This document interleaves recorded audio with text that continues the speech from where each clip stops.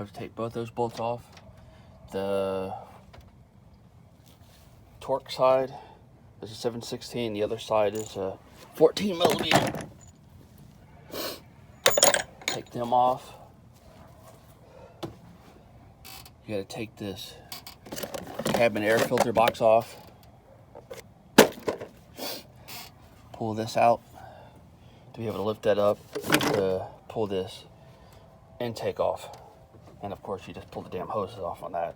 I mean, that's a little common sense there, I hope.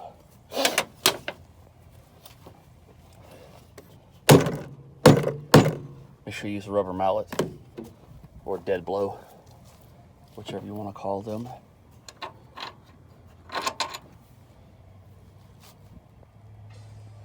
To get to it, hopefully I gotta take nothing else, because this is a GL 450, which is different than the ML. They say they're the same, but there's more shit on this than I've seen. Pry that back up again.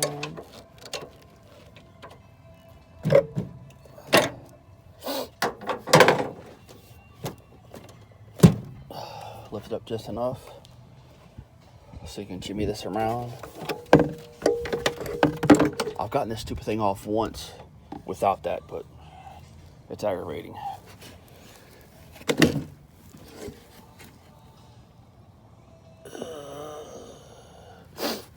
I would imagine the air filter needs to be changed.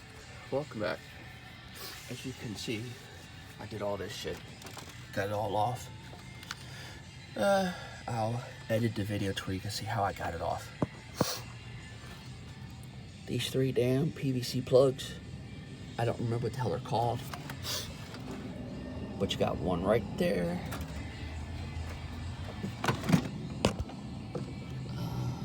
Come on. One right there. And the last one right there. Pretty simple to get to.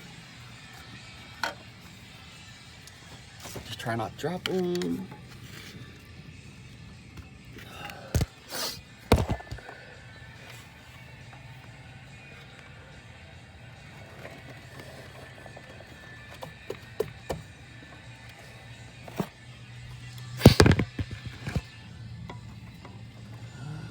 Take a flathead screwdriver and kind of tap on it.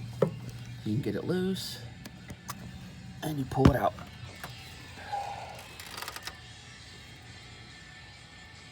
And this one don't look too bad, but since I got it off and I bought them, I'm replacing them. Same way with this one here. Put it like so. And you just tap on it. Do like happy. Let's get this going here.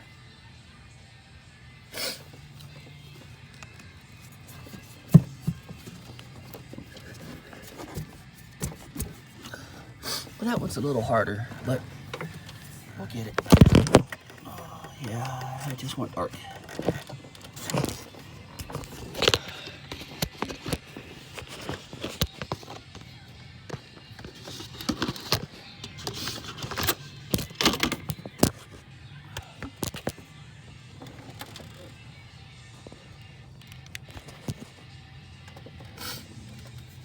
I need lights, so you can watch me do it. Pop that one out, like so. Damn, that one's full of oil.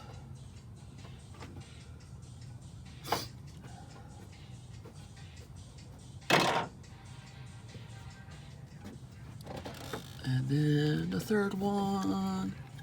I don't know how the hell I'm gonna get that, but you gotta get it without busting the fuel line. Because that little braided line is the fucking fuel line. And you gotta get it without fucking it up.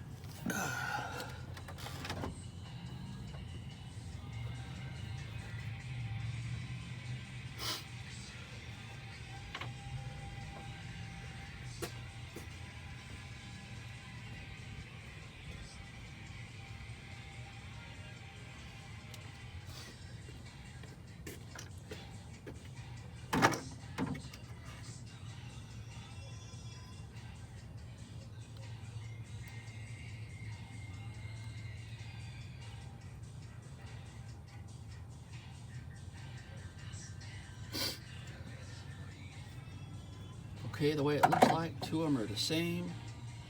And like I talked about in the other video, it's got a little rubber gasket around the side here. And what you're going to want to do, since I got oil on my hands, is just to run that oil around and lube up the seal. Kind of like what you do with your old lady. You don't go in dry, you kind of lube it and ram that bitch in. Well, that's what you're doing here. You're lubing it up to ram it in.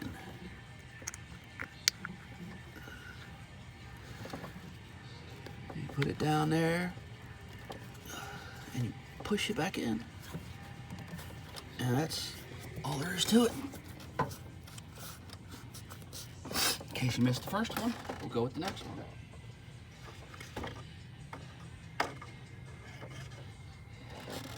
And this is the larger one for you large guys like me. This has two seals, so you got to extra lube it.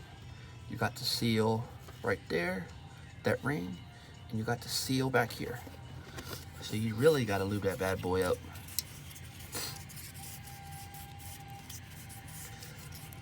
Especially if you're going in the rear, like I'm going now. You got to really lube it up. Nobody likes it in the ass dry. Ain't that right? Go back right here. And there you go. And that's all there is to it. Since my hands are oily at the fucking moment, you're just gonna have to look at that until I get this last one in. But I'm doing the exact same thing. You do it on all three of them. Well, I'm running out of lubrication, buddies. Let's see what else I got. All right, let's lube up a little bit.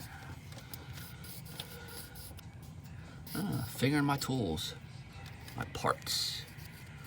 Getting a finger going there.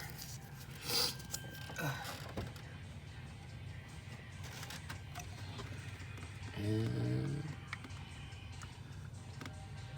you put that one in about the same way. You just gotta see how it goes, because if you push the wrong way, it's not gonna go in right. Because them goddamn clips.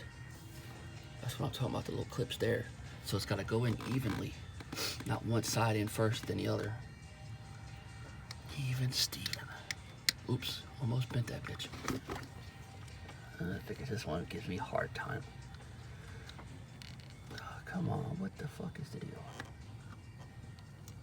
There we go. That bad boy has some suction.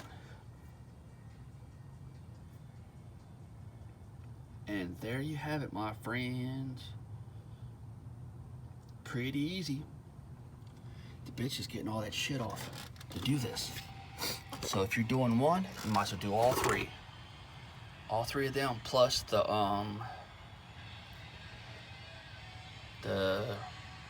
breather valve for the crankcase. I got a video for that too. Not as entertaining as this one, but hey, you get the point.